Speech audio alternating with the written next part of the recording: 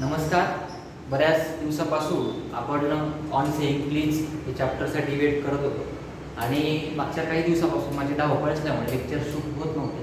But यासाठी मी दिलगिरी व्यक्त करतो आणि आजपासून रेग्युलर आपले लेक्चर्स परत होणार आहेत. ठीक आहे. तुम्हाला जे मी प्रॉमिस केलं होतं की डिसेंबर एंडिंगपर्यंत नियर अबाउट तुमचा सिलेबस हा एंड झालेला असेल, तर ते प्रॉमिस जे आहे तर ते पूर्ण होईल. कुठल्याही भीती घ्यायची टेन्शन नाही. ठीक आहे. फक्त कधी कधी वेळेअभावी किंवा धावपळीमुळे काही गोष्टी प्रॉब्लेमॅटिक होतात, बट तुम्ही जो पेशन्स ठेवताय यासाठी खरंच धन्यवाद. ठीक आहे. आता बघा, आपण चॅप्टर बघतोय आज ऑन सेइंग प्लीज वन, जे की तुमच्या टेक्स्टबुकचं सेकंड चॅप्टर आहे. ओके. आता हे कोणी लिहिलं आहे तर गार्डिनर हे रायटर आहे. ओके. नियर अबाउट 1865 ते 1946 ही त्यांचा टाइम पिरियड होता आणि हे सर्व करत असताना त्यांनी बरेच ठिकाणी डेली न्यूज वगैरे जे असेल बघायला, तर त्यांनी ॲज अ एडिटर म्हणून सुद्धा काम केलेलं होतं. ओके. आणि त्यांचं जे बेसिक वर्क होतं ते होतं की डेली ते question of morality in everyday life काय असतं याच्यावर त्यांनी जास्त हेच लिहिलेले आहे. ओके. त्यानंतर on saying please he point out the value of good manner in social life. म्हणजेच काय, ऑन सेइंग प्लीज या चॅप्टर मध्ये त्यांनी good manners in social life किती इम्पॉर्टंट आहे. ठीक आहे. त्यानंतर कर्टसी अँड पोलाइटनेस हा सुद्धा डेली बिहेवियर मध्ये किती इम्पॉर्टंट आहे हे त्यांनी आपल्याला इथून शो केलेलं आहे. ओके. नंतर बघा, ही shows how polite speech and matters fit all the atmosphere around and how discourtesy and ill manners spoil or pollute it. म्हणजेच काय, जर तुम्ही लोकांशी व्यवस्थित बोलत असले, तुमचं कम्युनिकेशन व्यवस्थित असलं, तर तुमच्या आजूबाजूचं सराउंडिंग सुद्धा काय असतं, पॉझिटिव्ह असतं. बट जर तुम्ही काही अपशब्द वापरत असले, काही बोलत असले, निगेटिव्ह बोलत असले, तर शेवटी तुमचं कसं असतं ते आपण म्हणतो की आजूबाजूचं जे एन्व्हायरमेंट आहे त्याला आपण पॉल्यूट करतो. येत आहे लक्षात. आता बघा, चॅप्टरचे जी पूर्ण थीम दिसते तुम्हाला ती प्लीज या शब्दावर दिलेली आहे की प्लीज हा शब्द किती इम्पॉर्टंट जीवनामध्ये आहे आणि या प्लीज शब्दामुळे किती लोकांना हॅपीनेस फील होतं किंवा मला बऱ्याच जणांचे मनोदुःख होत नाही हे रायटरने शो केलेलं आहे. येते लक्षात. सो आय होप तुम्हाला स्क्रीन, ऑडिओ, व्हिडिओ, आवाज सर्व काही क्लिअर असेल. ठीक आहे. आता ही स्टोरी चालू होते एक यंग लिफ्टमॅन पासून. बघा, the young liftman in a city office who threw a passenger out of his lift and the other morning was fined for the offense was undoubtedly in the wrong. आता काय होतं, एक lift असते बघा, त्या लिफ्टने आपण वर इजा करत असतो. ठीक आहे. तर लिफ्ट मध्ये एक पॅसेंजर चढतो आणि पुढची प्रोसेस बघा. It was a question of please. कशाचा प्रश्न होता हा? प्लीज या शब्दाचा प्रश्न होता. ज्यावेळेस तो पॅसेंजर लिफ्ट मध्ये चढतो तर तो टॉप प्लीज असं ना म्हणता डायरेक्ट वर चल रे, आपली जी भाषा आहे जळगावची त्या भाषेत तो ते बोलतो. ठीक आहे. The complainant entering the lift sed top. Complainant म्हणजे कोण? जो व्यक्ती लिफ्ट मध्ये चढतोय त्याला ते कंप्लेनंट म्हणतात. ठीक आहे. तो काय सांगतो डायरेक्टली की सेड टॉप, टॉपला चल रे म्हणे. ठीक आहे. मग तो लिफ्टमॅन आहे. आता बघतो आपण की ज्यावेळेस लिफ्ट वर्किंग मध्ये असतात तर ते बटन दाबायला माणूस वर जाण्यासाठी, खाली येण्यासाठी मी बघितलं. ठीक आहे. मग तो काय, त्याची काय डिमांड होती की यार याने आपल्याला काय म्हटलं पाहिजे, टॉप प्लीज असं म्हटलं पाहिजे, डायरेक्टली टॉप म्हटलं नाही पाहिजे. ठीक आहे.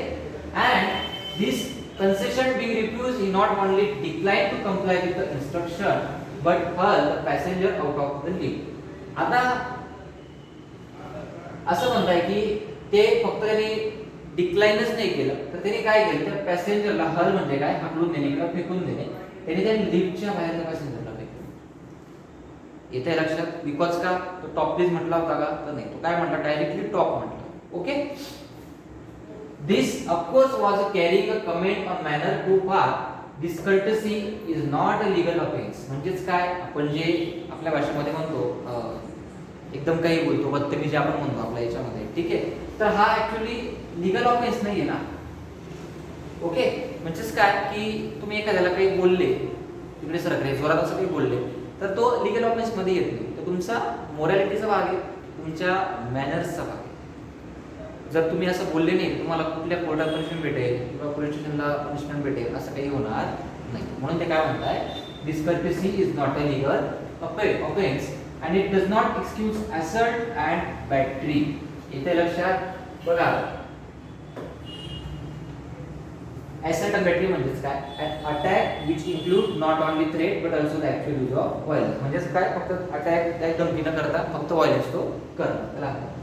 आता बघा, if a burglar breaks into my house and I knock him down, the law will acquit me and if I am physically assaulted it will permit me to retaliate with reasonable violence. आता जर तुमच्या घरामध्ये जर एखादा चोर आल्यानंतर तुम्ही बघितलं की चोर आलाय, तुम्ही त्याला म्हणशाल का काय हो, तुला काय घेऊन जायचं, घेऊन जा भाऊ, आमचं काही म्हणणं नाही, किंवा ते तुम्हाला मारलं, तुम्ही म्हणशाल का मारून घ्या. तुम्ही काय करणार आहे, रिटेलिएट करणार आहे, म्हणजेच काय, बदला घेणार आहे, त्याला काही नवीन अटॅक तुम्ही त्याला करणार आहे. ओके, मग या रिटेलिएशनची प्रोसेस जी असेल बदला घेण्याची, तर ती डायरेक्टली तुम्हाला पनिशमेंट भेटेल असं होणार नाही. बिकॉज तुम्ही काय केलं आहे, फक्त डिफेन्स केला. तुम्ही स्वतः मारला गेले का त्याला नाही, तुम्ही काय केलंय, डिफेन्स केलेला आहे. ठीक आहे. It does this because the burglar and my assailant have broken quite definite command of the law.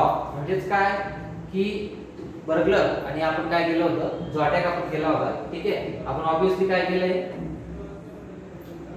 लॉची थोडी कमांड तोडलेली, पण ते आपल्याला काय होऊ शकतो, पनिशमेंट भेटणार नाही. ठीक आहे. But no legal system could attempt to legislate against bad manners or could sanction the use of violence against something which it does not itself recognize as a legally punishable offense. मग काय म्हणायचं यांना की जी कुठली काही legal system असेल, ठीक आहे, ती कुठल्याच बॅड मॅनर्सला ट्रीट करत नाही.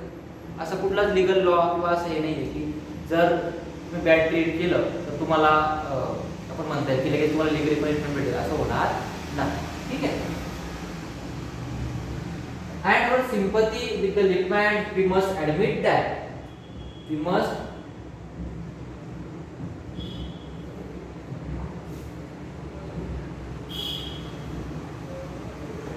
our sympathy with the lippman, we must admit that the law is reasonable.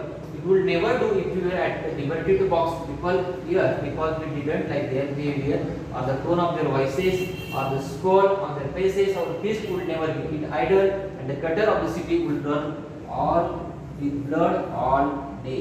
म्हणजेच काय, जर आपण कायम फक्त आणि फक्त मारण्याच्या आणि जोडण्याच्या गोष्टी केल्या, पोलाइटली राहिलं नाही, तर काय म्हणताय रायटर की पूर्ण सिटी कशी असेल, फक्त आणि फक्त रक्ताने भरली असेल. इथे लक्षात. मग रायटर सांगताय आपल्याला की I may be as uncivil as I may please, the law will protect me against violent retaliation. I may be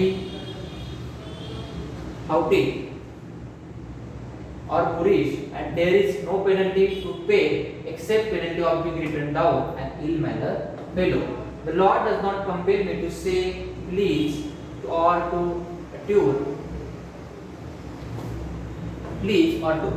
my voice to other people's sensibilities any more than it, so that I shall not wax my mustache or dye my hair or wear ringlets down my back. It does not recognize the laceration of our feeling as a case for compensation. There is no allowance for moral and ethical damages in this matter. बघा, in short रायटरला एवढंच म्हणायचं आहे की please हा शब्द नाही म्हटला तर तुम्हाला कुठलीच पनिशमेंट नाही आहे. ठीक आहे. जर ते म्हटलं की बिना प्लीज म्हणतात तुम्ही कुठलं काम केलं किंवा काय केलं, तुम्हाला कोणीच पनिशमेंट देणार नाही. ओके, म्हणजेच काय, there is no allowance for moral and intellectual damages in this matter. म्हणजे कुठल्याच पद्धतीने अलाउन्स किंवा कुठल्याच पनिशमेंट आपल्याला भेटणार नाही. ठीक आहे. मग आता बघा, हे पूर्ण चॅप्टर जे आहे प्लीजचं, ते फक्त आणि फक्त मोरॅलिटीच्या बेसिसवरच आहे. ठीक आहे. हे चॅप्टर आपण 3 लेक्चर्समध्ये कव्हर करायचा प्रयत्न करणार आहे. आजचं जे लेक्चर होतं फक्त इंट्रोडक्टरी होतं, तुम्हाला नेमकं की सुरू करायचं आहे आपल्याला आजपासून, यासाठी मी आलेलो होतो. ठीक आहे.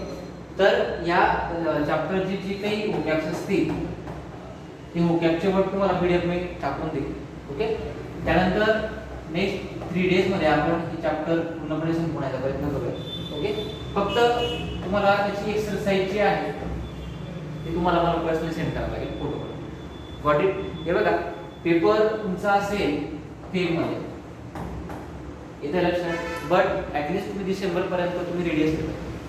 जानेवारी हा फक्त आणि फक्त थोडं तुमचं रायटिंग स्किल आणि